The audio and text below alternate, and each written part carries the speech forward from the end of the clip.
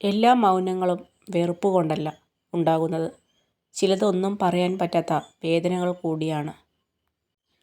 ബന്ധങ്ങൾ കാത്തുസൂക്ഷിക്കാൻ ബുദ്ധിയല്ല, മറിച്ച് മനസ്സിൻ്റെ ശുദ്ധിയാണ് ആവശ്യം. അവസരവാദികളായ ആളുകളുടെ സ്നേഹത്തിൽ ഒരു നന്മയും ഉണ്ടാവില്ല. കാറ്റിനെ പോലെ ഗതിക്കനുസരിച്ച് അവരും മാറിക്കൊണ്ടിരിക്കും. തോൽക്കാൻ മനസ്സില്ലാത്തവൻ്റെ പ്രതികാരമാണ് ഓരോ ചിരിയും. എല്ലാവരെയും തൃപ്തിപ്പെടുത്തിയുള്ള ജീവിതം അസാധ്യമാണ്. ജീവിതത്തിൽ തുടർച്ചയായി ആരോപണങ്ങൾ നേരിടുന്നുവെങ്കിൽ ഉറപ്പിച്ചോളൂ, നിങ്ങൾ നേരായ പാതയിൽ തന്നെയാണ്. നുണകൾ കൊണ്ട് ബന്ധങ്ങൾ കെട്ടിയുറപ്പിക്കാൻ ശ്രമിക്കരുത്. എന്നെങ്കിലും ഒരിക്കൽ സത്യങ്ങൾ അറിയുമ്പോൾ സ്നേഹിച്ചതിനേക്കാൾ കൂടുതൽ നിങ്ങൾ വെറുക്കപ്പെടും.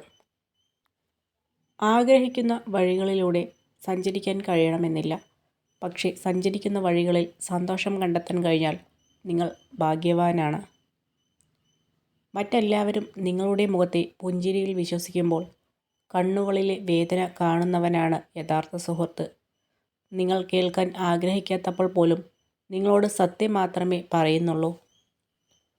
നിങ്ങൾക്ക് ഏറ്റവും വേണ്ടപ്പെട്ടവർ നിങ്ങളെ ഉപേക്ഷിച്ച് പോയിട്ടും നിങ്ങൾ സന്തോഷത്തോടെ ഇരിക്കുന്നുണ്ടെങ്കിൽ നിങ്ങൾ മാനസികമായി ശക്തനാണ്. വേദനിപ്പിക്കുന്ന ഒരു വാക്ക് മതി നിങ്ങളുടെ ഹൃദയത്തെ തകർക്കുവാൻ.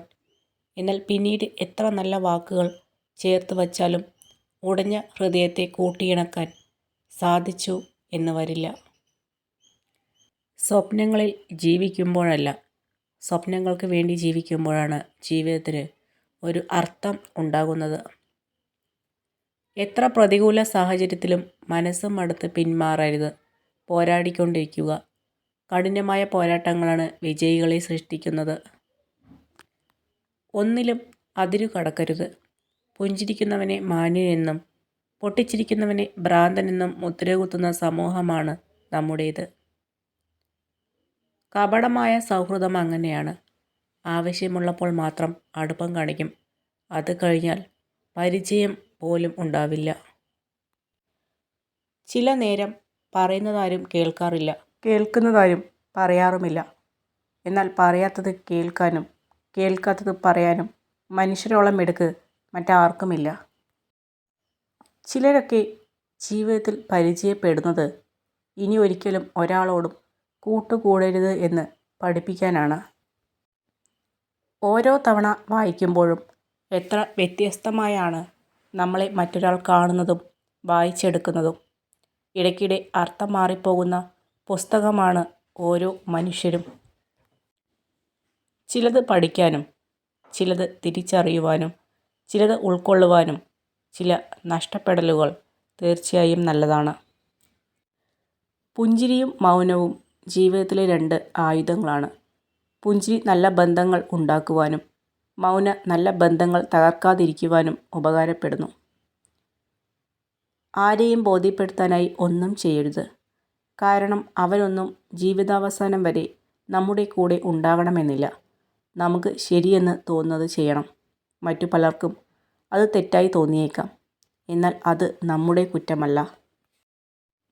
പ്രതികരണം എന്തായിരിക്കും എന്നോർത്ത് പറയേണ്ടത് പറയാതിരുന്നാൽ പിന്നീട് പറയാൻ ജീവിതം അവസരം തന്നെന്ന് വരില്ല. പ്രതികരിക്കേണ്ടിടത്ത് പ്രതികരിക്കുക തന്നെ വേണം.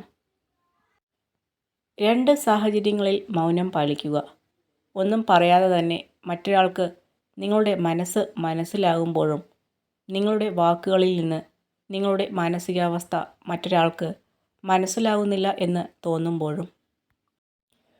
ചെയ്യുന്നതെല്ലാം നല്ല മനസ്സോടെ ചെയ്യുക. പകരം ഒന്നും ആഗ്രഹിക്കാതിരിക്കുക. ജീവിതത്തിൽ നിരാശരാകേണ്ടി വരില്ല. വളർത്താനും തളർത്താനും കഴിയുന്നവരാണ് നമുക്ക് ചുറ്റുമുള്ളത്. വളരുമ്പോൾ അമിതമായി അഹങ്കരിക്കരുത്.